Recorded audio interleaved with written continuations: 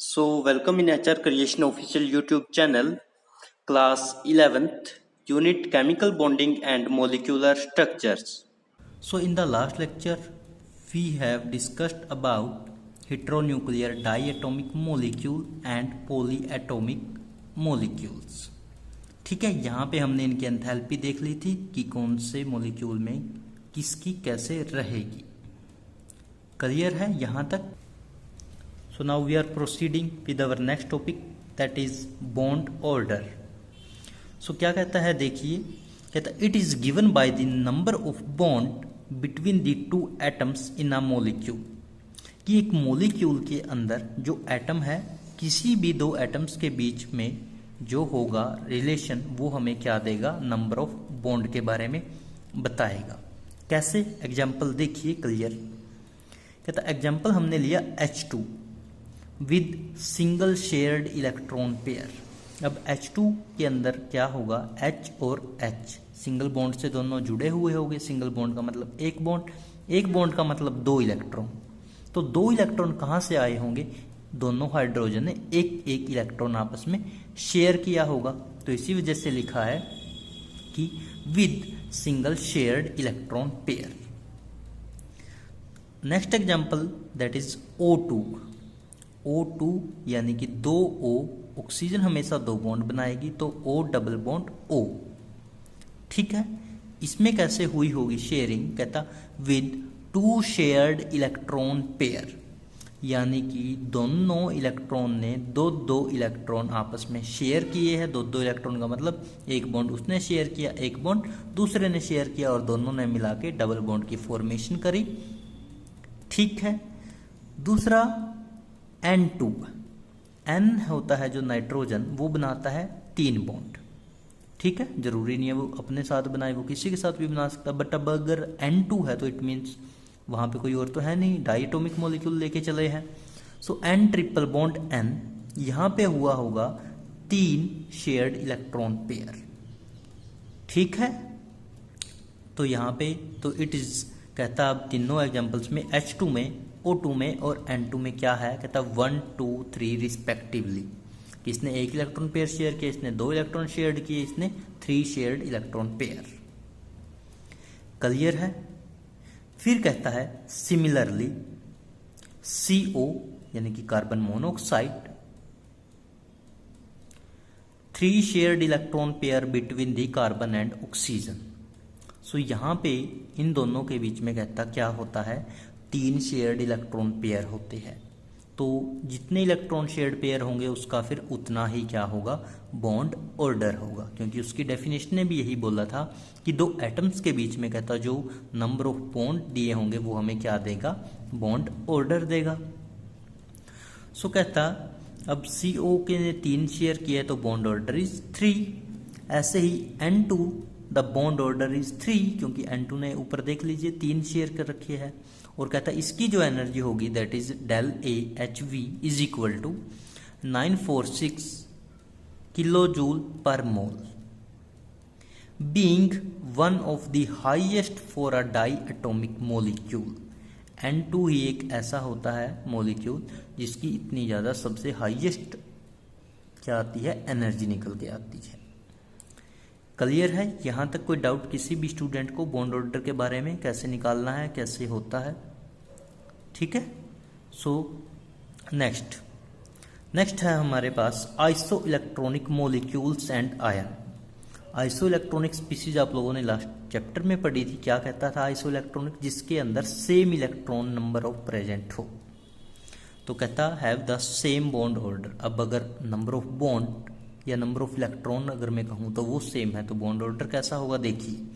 कहता लाइक हमने एग्जांपल लिया, for example F2 and O2 2 negative, दो एग्जांपल लिए, हैव 1। कहता इन दोनों में क्या होगा, एक होगा बॉन्ड ऑर्डर।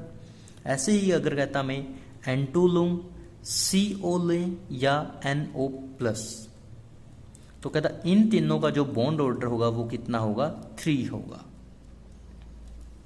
क्लियर है? और ऐसा क्यों है वो देख लेना है आप लोगों ने। F2 में और O2 2 नेगेटिव के जो नंबर ऑफ इलेक्ट्रॉन्स होते हैं वो सेम रहते हैं, जिसकी वजह से इसको आइसो इलेक्ट्रॉनिक स्पीसीज बोल देते हैं। और उसी वजह से इसके एक बॉन्ड ऑर्डर आ जाता है। इन तीनों में क्या होगा, जो नंबर ऑफ इलेक्ट्रॉन है वो सेम रहेंगे और ये 3 बॉन्ड भी बना लेंगे। तो कहता है उस वजह से 3 हो जाएगा, ये 3 बना लेगा, ये बना लेगा, ठीक है ना। सो नोट में क्या कहता है कि with increase in bond order, कि जैसे जैसे जो बॉन्ड ऑर्डर है अगर वो बढ़ रहा है, सो बॉन्ड एंथैल्पी इंक्रीज, तो ओब्वियसली सी बात है उसकी जो एनर्जी होगी वो भी क्या है, बॉन्ड की इंक्रीज होगी। एंड बॉन्ड लेंथ डिक्रीज, और जो बॉन्ड की लेंथ है वो आपके पास डिक्रीज हो जाएगी। तो तीनों रिलेशन ध्यान में रखने हैं कि बॉन्ड ऑर्डर बढ़ेगा तो बॉन्ड एंथैल्पी भी इंक्रीज होगी और जो बॉन्ड लेंथ है वो हमारे पास डिक्रीज हो जाएगी। So our next topic is that is resonance. Resonance क्या होती है, देखिए बच्चे, सिंपल बिल्कुल। कहता है when it is not possible to calculate a chemical species by a single structure then 2 or more structures are required to explain it, the process is called resonance. देखिए simple भाषा में समझो रेजोनेंस का मतलब क्या है। कहता है जब हम कभी भी एक स्ट्रक्चर बना के किसी केमिकल स्पीशीज को ये कंप्लीट नहीं बता पाते कि ये क्या है, तब हमें उस केमिकल स्पीशीज के 2 या 2 से ज़्यादा स्ट्रक्चर बनाने की ज़रूरत पड़ती है। और ये जो प्रोसेस है 2 या 2 से ज़्यादा स्ट्रक्चर उसके बनाने के लिए, इस प्रोसेस को हम बोलते हैं रेजोनेंस, ठीक है। अब एग्जाम्पल देखिए तो क्लियर होगा। लाइक मैंने ये एग्जाम्पल लिया, ये क्या है आपको पता है, बेंजीन C6H6। अब इसके अंदर देखिए पहले इस पोजीशन पे डबल बॉन्ड लगा हुआ है, फिर इस पोजीशन पे लगा हुआ है, फिर इस पोजीशन पे लगा हुआ है, ये स्ट्रक्चर 1 है। फिर कहता कि जरूरी तो नहीं है कि ये बॉन्ड यहाँ हो, ये बॉन्ड कहता है यहाँ पे भी तो हो सकता है, यहाँ पे हो सकता है, यहाँ पे हो सकता है। तो चलिए भाई हमने इसी के अकॉर्डिंग फिर दूसरा स्ट्रक्चर बना दिया कि जहाँ पे वो खाली जगह, जहाँ पे 3 जगह खाली वहाँ पे 3 जगह बॉन्ड लगा दिए डबल, ठीक है, ये भी सही है। फिर कहता ना तो अब हमें ये स्ट्रक्चर कंप्लीट डिटेल दे पा रहा, ना हमें ये स्ट्रक्चर कंप्लीट डिटेल दे पा रहा, तो अब हमें किसी और भी स्ट्रक्चर की ज़रूरत पड़ेगी ना। तो वो हम क्या करते हैं, इनका कहने का मतलब ये था कि डबल बॉन्ड यहाँ पे यहाँ पे यहाँ पे है, इसका कहने का मतलब था यहाँ यहाँ और यहाँ है। लेकिन अगर दोनों को मैं देखूँ तो ये क्या कह रही है कि कंप्लीट के अंदर डबल बॉन्ड प्रेजेंट है, और जो वो कंप्लीट के अंदर डबल बॉन्ड प्रेजेंट है, अब हम उसको ऐसे शो नहीं करेंगे तो उसको कैसे शो करेंगे, इसके बीच में एक राउंड बना के। तो ये जो स्ट्रक्चर होता है ये आपका होता है बेंजीन रिंग का रेजोनेटिंग स्ट्रक्चर। रेजोनेटिंग स्ट्रक्चर और जो आपके ये दोनों पहले वाले हैं इनको हम बोलते हैं कैनोनिकल स्ट्रक्चर। कैनोनिकल भी बोल देते हैं, कैकुल स्ट्रक्चर भी बोल देते हैं, ये आपका होगा रेजोनेंस स्ट्रक्चर। अब देखिए इसके बारे में एक बार, कहता है the structure formed are known as canonical or resonating structure and the actual structure present in between is known as resonance hybrid. यानी कि जो एक्चुअल स्ट्रक्चर होगा वो आपका रेजोनेंस हाइब्रिड होगा, और जो स्ट्रक्चर नॉर्मल बने हुए होंगे उनको आप कैनोनिकल स्ट्रक्चर या रेजोनेटिंग स्ट्रक्चर बोल सकते हो, ठीक है।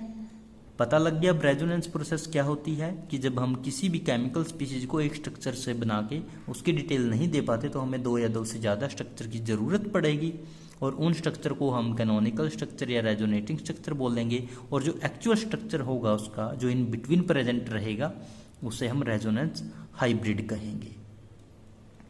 क्लियर। फिर देखिए आगे, अब हम दूसरा एग्जाम्पल ले लेते हैं। O3 का हम एग्जाम्पल लेते हैं ओजोन। सो ये एक ऑक्सीजन, ये दूसरा और ये तीसरा। अब ऑक्सीजन और ऑक्सीजन के बीच में डबल बॉन्ड प्रेजेंट है और इनकी जो डिस्टेंस है बॉन्ड की that is 121 picometre PM। Clear. अब इस ऑक्सीजन में और इस ऑक्सीजन में सिर्फ सिंगल बॉन्ड प्रेजेंट है और इनकी जो डिस्टेंस है दैट इज 148 पिकोमीटर, ठीक है। फिर हमने इसी का दूसरा स्ट्रक्चर बनाया। दूसरा स्ट्रक्चर क्या है देखिए, पहले यहाँ पे डबल बॉन्ड था, यहाँ सिंगल था, अब इसका अपोजिट होगा, तो यहाँ पे सिंगल है, यहाँ पे डबल है। ये जो सिंगल बॉन्ड है कहता है इसकी जो डिस्टेंस है दैट इज 148 पिकोमीटर और डबल बॉन्ड की है 121 पिकोमीटर। बट ना तो ये स्ट्रक्चर हमें कंप्लीट डिटेल दे पा रहा, ना ये स्ट्रक्चर कंप्लीट डिटेल दे पा रहा, तो अब हमें किसी और स्ट्रक्चर की ज़रूरत पड़ेगी, तो वो कौन सा होगा? Third one. अब थर्ड वन में oxygen oxygen oxygen, single bond single bond, इन दोनों में क्या था? एक एक डबल बॉन्ड था, बट इसमें कहीं पे भी डबल बॉन्ड नहीं है आपके तरीके से। बट वो कहना क्या चाहता है कि जो डबल बॉन्ड है ना तो वो इन ऑक्सीजन के बीच में ना वो इन ऑक्सीजन के बीच में, वो कंप्लीट स्ट्रक्चर के बीच में प्रेजेंट है। और उस कंप्लीट को हम कैसे शो करेंगे? डॉटेड लाइन से। पहले हमने यहाँ डॉटेड लाइन बनाई, फिर हमने यहाँ। इसका मतलब है कि वो जो डबल बॉन्ड का करैक्टर है आपका, वो इधर भी प्रेजेंट है और वो इधर भी प्रेजेंट है। So that is the resonance hybrid and they are known as canonical structure. Clear? चलिए आगे। उसके बाद कहता है कि जो ऑक्सीजन ऑक्सीजन सिंगल बॉन्ड है और जो ऑक्सीजन ऑक्सीजन डबल बॉन्ड है, कहता है उनकी जो डिस्टेंस है वो कितनी थी? 148 एंड 121 रिस्पेक्टिवली। फिर कहता है बट एक्सपेरिमेंटल क्या पाया गया कि इट इज़ 148।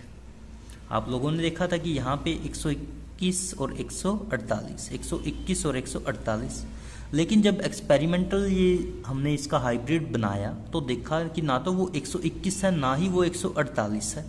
वो कितनी है? 128, 128 पिकोमीटर। सो यानी कि जो एक्चुअल स्ट्रक्चर है, जो आपका रेजोनेंट हाइब्रिड है, वो इन दोनों के बीच में लाई करता है। क्लियर है? फिर कहता है it is represent by double headed arrow. जब कभी भी आप रेजोनेटिंग स्ट्रक्चर बनाते हो तो आपको इस एरो का यूज करना है, जिसके दोनों साइड क्या होगा? डबल हेड होगा। देखिए मैंने यहाँ पे भी लिखा है और यहाँ पे भी लिखा है, क्योंकि ये इसका रेजोनेटिंग स्ट्रक्चर है, ये इसका रेजोनेटिंग स्ट्रक्चर है। आगे देखिए, note the resonance stabilise the molecule as the energy of resonance hybrid is less than the energy of any single canonical structure। कहने का मतलब है कि आपका जो ये रेजोनेंट हाइब्रिड है, ये रेजोनेंट हाइब्रिड है, कहता है ये हमेशा क्या होते हैं? स्टेबल होते हैं। ये मॉलिक्यूल को स्टेबल बना देती है। क्यों? क्योंकि जो इनकी एनर्जी होगी इन दोनों के कंपैरिजन में, लाइक इसकी एनर्जी इन दोनों के कंपैरिजन में, इसकी एनर्जी इन दोनों के कंपैरिजन में क्या होगी? लेस होगी। और हमें पता है जिसकी जितनी कम एनर्जी रहेगी वो स्ट्रक्चर उतना ज़्यादा स्टेबल रहेगा। तो यही बोला है इसने कि जो रेजोनेंस हाइब्रिड होते हैं उनकी एनर्जी लो होने की वजह से वो कैनोनिकल स्ट्रक्चर से ज़्यादा स्टेबल होते हैं। ठीक है, ये था आपका रेजोनेंस का टॉपिक। क्लियर? यहां तक किसी भी स्टूडेंट को कोई भी डाउट हो रेजोनेंस के अंदर? सो नेक्स्ट टॉपिक देखिए बच्चे। नेक्स्ट है हमारे पास पोलैरिटी ऑफ बॉन्ड, यानी कि हमें बॉन्ड की पोलैरिटी के बारे में बताना है। पोलैरिटी का मतलब क्या है? यानी कि कोई चीज़ पोलर है या नॉन पोलर है। पोलर का मतलब जहाँ पे हम चार्ज की सेपरेशन कर सकते हैं प्लस माइनस, और नॉन पोलर का मतलब जहाँ ऐसा कोई सीन नहीं होता। तो अब हमें बॉन्ड के अंदर देखना है कि वो कैसा है। देखिए, इन रियलिटी नो बॉन्ड और a compound is either completely covalent or ionic। कहता वास्तविकता तो ये है कि कोई भी बॉन्ड हो चाहे कोई भी कंपाउंड हो, ना तो वो कंप्लीट कोवलेंट होता ना ही वो कंप्लीट आयनिक होता। ठीक है? कहता इवन इन 2 हाइड्रोजन एटम, कहता बेशक से आप लोग 2 हाइड्रोजन का एग्जांपल लेके देख लीजिए। So there is some ionic character, कहता उनके अंदर भी कुछ ना कुछ आयनिक करैक्टर मिलेगा। ठीक है? So when covalent bond is formed, जब कहता कोवलेंट बॉन्ड बनता है किसी भी 2 सिमिलर एटम में, लाइक वो H2 हो, O2 हो, N2 हो, Cl2 हो या F2 हो, तो उनका जो शेयर्ड पेयर इलेक्ट्रॉन होगा वो इक्वली अट्रैक्ट किया जाएगा दोनों एटम्स को। इन दोनों के बीच में अगर बॉन्ड है N2 में, तो ऑब्वियसली सी बात है दोनों ही एन उसके ऊपर इक्वल फोर्स लगाएंगे उसको अट्रैक्ट करने के लिए, या जो शेयर्ड पेयर है वो इक्वली डिस्ट्रीब्यूट होगा। Electron pair present exactly between 2 nuclei, सही बात है कि इनके बीच में जो बॉन्ड है, जो इलेक्ट्रॉन्स है, वो एग्जैक्टली बीच में प्रेजेंट है दोनों न्यूक्लियाई के। And the bond so formed is called non polar covalent bond. तो कहता इनके बीच में जो बॉन्ड बनेगा वो कैसा बॉन्ड होगा? आपका नॉन पोलर बॉन्ड होगा। कैसा होगा? नॉन पोलर बॉन्ड या नॉन पोलर कोवलेंट बॉन्ड। लेकिन in the heteronuclear like HF, अगर हम एग्जांपल लेके देखें, the shared electrons of displaced by towards the F due to the high electronegativity. लेकिन कहता अगर हम एग्जांपल ले लेते हैं किसी हेटेरोन्यूक्लियर एटम का, जैसा कि हमने HF का एग्जांपल लिया है, तो इसके अंदर कहता जो बीच में इनके इलेक्ट्रॉन प्रेजेंट है वो इक्वली डिस्ट्रीब्यूट नहीं होंगे, वो टुवर्ड्स जाएंगे किसकी तरफ, F की तरफ। अब F की तरफ ही क्यों गए, H की तरफ क्यों नहीं गए? F की तरफ इस वजह से जाएंगे क्योंकि जिस एटम की जितनी ज़्यादा इलेक्ट्रोनेगेटिविटी होगी, इलेक्ट्रॉन्स को अट्रैक्ट करने की पावर, तो वो ओबियसली सी बात है उसी की तरफ जाएंगे। तो F की ज़्यादा थी तो वो कहाँ चले गए, F की तरफ। And the resultant covalent bond is called polar covalent bond. और इन दोनों के बीच में फिर जो बॉन्ड बनेगा उस बॉन्ड को हम कहेंगे पोलर कोवलेंट बॉन्ड। क्लियर? यहां से क्या होगा, F के ऊपर नेगेटिव चार्ज, H के ऊपर पॉजिटिव चार्ज। फिर कहता है मोलिक्यूल पोजेस डाइपोल मूवमेंट। अब नया टॉपिक स्टार्ट हो गया जिसे हम कहेंगे डाइपोल मूवमेंट। देखिए वो क्या होता है, जो मोलिक्यूल्स होता है उनके अंदर कोई ना कोई डाइपोल मूवमेंट होती है। ये डाइपोल मूवमेंट होती क्या है वो देखो, it is defined as the product of magnitude of charge, यानी कि चार्ज का magnitude and distance between centre of positive and negative charge. और जो डिस्टेंस होगी पॉजिटिव और नेगेटिव सेंटर्स, उनका प्रोडक्ट जो होगा दैट इज डाइपोल मूवमेंट। देखिए डाइपोल मूवमेंट को म्यू से शो करेंगे, कहता चार्ज यानी कि Q इनटू में जो डिस्टेंस ऑफ सेपरेशन है जिसे हम R से शो करेंगे। तो इनका जो प्रोडक्ट होगा वो हमें क्या देगा, डाइपोल मूवमेंट देगा। अब डाइपोल मूवमेंट को मेजर करने के लिए कोई यूनिट भी होगी, सो यूनिट है इसकी डिबे, DEBYE। और जो 1 डिबे है दैट इज इक्वल 3.33564 इंटू 10 की पावर -30 कुलाम्ब मीटर। CM लिखा है, सेंटीमीटर नहीं समझना इसको। C का मतलब कुलाम्ब और M का मतलब metre. C is coulomb, M is metre. तो 1 डिबे आपका इस यूनिट के इक्वल रहेगा। क्लियर? फिर कहता है it is a vector quantity. आप लोग पढ़ते ही हो फिजिक्स में, एक वेक्टर क्वांटिटी होती है, एक स्केलर क्वांटिटी। तो जो डाइपोल मूवमेंट है ये कैसी है, वेक्टर क्वांटिटी है। कहता है depicted with the small arrow with tail on positive centre and head towards negative centre. और कहता हम इसको कैसे लिखेंगे या कैसे शो करेंगे, कहता एरो से शो करेंगे और उस एरो के ऊपर क्या होगा, जो पॉजिटिव सेंटर होगा वहां पे उसकी टेल रहेगी एरो की, और जो हेड होगा वो नेगेटिव सेंटर की तरफ रहेगा। एग्जाम्पल देखिए क्लियर होगा। HF का ये एग्जाम्पल ले लेते हैं। हमने कहा था बॉन्ड टुवर्ड्स जाएंगे फ्लोरीन की तरफ, जिसकी तरफ जाएंगे हेड है या जो उसका हेड है वो होगा नेगेटिव की तरफ, और जो प्लस है वो कहाँ होगा, इसकी टेल की तरफ। Shift in electron density symbolise by crossed arrow. कहता आप जो डेंसिटी में इलेक्ट्रॉन का जो शिफ्ट हुआ है, कहता उसको कैसे शो करेंगे, किस सिंबल से शो करेंगे, जो हमारा एरो था उसके ऊपर एक प्लस का साइन बना देंगे ऐसे, ठीक है, शो करेगा जो कि डायरेक्शन ऑफ शिफ्ट। ये और हमें ये क्या बता रहा है कि इसकी ये डायरेक्शन है इलेक्ट्रॉन के शिफ्ट होने की। क्लियर? कोई भी डाउट किसी भी स्टूडेंट को यहां तक?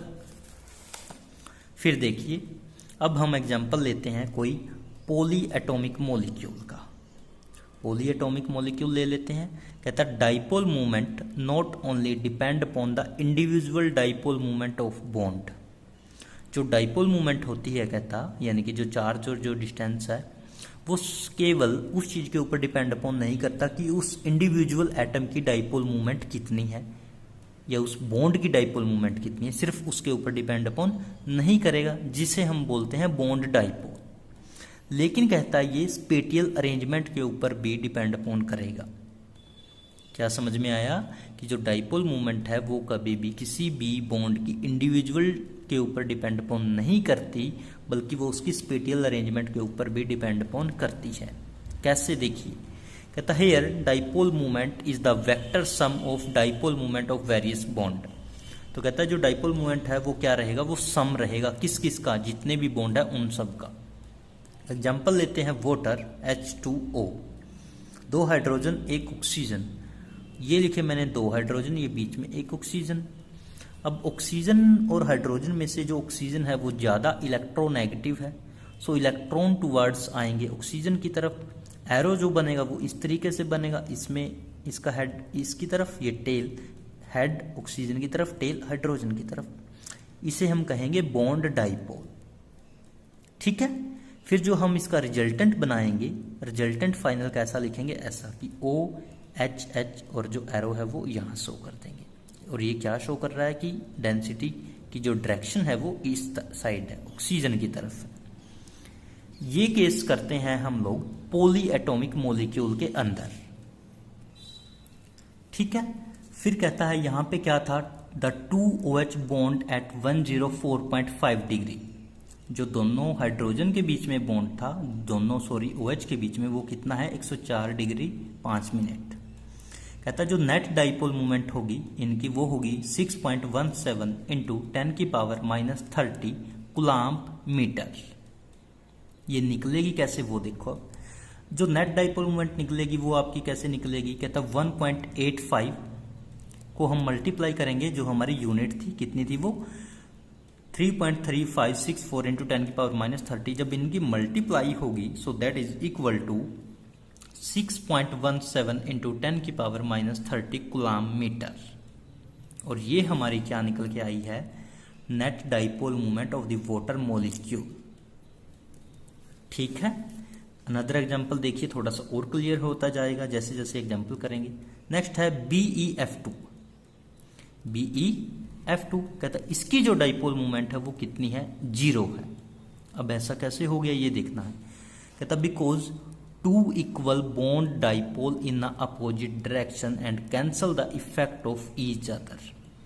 कहता है जो दोनों इसमें F प्रेजेंट है वो एक दूसरे के अपोजिट डायरेक्शन में प्रेजेंट है, जिसकी वजह से दोनों अपोजिट डायरेक्शन में फोर्स लगाते हैं, इलेक्ट्रॉन की डेंसिटी को अपनी तरफ अट्रैक्ट करते हैं, और उनकी जो बॉन्ड डाइपोल है दोनों की अपोजिट है, जिसकी वजह से आपस में वो कैंसल आउट हो जाती है और बचती है 0। कैसे देखिए, ये लिखा BE, ये इधर F, ये इधर F। अब ये वाला F अट्रैक्ट करेगा इससे, ये वाला F अट्रैक्ट करेगा इससे, तो दोनों की डायरेक्शन ऐसे शो कर दी। फिर कहता जो रिजल्टेंट होगा वो कैसा होगा कि इसका प्लस इसकी डाइपोल मोमेंट, यानी कि टोटल डाइपोल मोमेंट, और दोनों की डायरेक्शन अपोजिट है, सो वो कितनी रहेगी आपकी 0। क्लियर। नेक्स्ट एग्जाम्पल है हमारे पास BF3 boron trifluoride, tetra atomic molecule है। डाइपोल मोमेंट इसकी भी 0 रहेगी। क्यों 0 रहेगी देख लेंगे। कहता even the bond angle is 120। कहता डाइपोल मोमेंट 0 है, लेकिन बेशक से कहता है इसका जो बॉन्ड एंगल है वो कितना होगा 120 डिग्री। कहता यहाँ पे जो 3 बॉन्ड मोमेंट है वो देती है हमें एक नेट सम 0 का। जो तीनों बॉन्ड की मूवमेंट है वो सम हमें कितना देगी, 0 देगी। और जो रिजल्टेंट होगा किसी भी 2 का वो इक्वल होगा एक तीसरे के, यानी कि 2 का सम तीसरे के अपोजिट होगा और जो 0 इक्वल हो जाएगा। देखिए ये लिखा हमने B, ये F, ये F, ये F। क्लियर। इन दोनों का जो सम है वो इसके इक्वल आएगा और इसके इक्वल इनकी डायरेक्शन ये है, इसकी डायरेक्शन ये है, तो क्या होगी वो 0। क्लियर है, सिंपल, कोई डाउट ही नहीं इसमें। नेक्स्ट देखिए, नेक्स्ट है हमारे पास NH3 ammonia and NF3 nitrogen trifluoride. Both have the pyramidal shape, दोनों के पास कहता पिरामिडल शेप होती है। And lone pair of electron on nitrogen, और दोनों के ऊपर ही कहता इलेक्ट्रॉन प्रेजेंट होते हैं लोन पेयर, यानी कि नाइट्रोजन के ऊपर। F is more electronegative than nitrogen, और इन दोनों के केस में कहता जो नाइट्रोजन और फ्लोरीन में से अगर देखा जाए तो फ्लोरीन जो है वो ज़्यादा इलेक्ट्रोनेगेटिव होता है।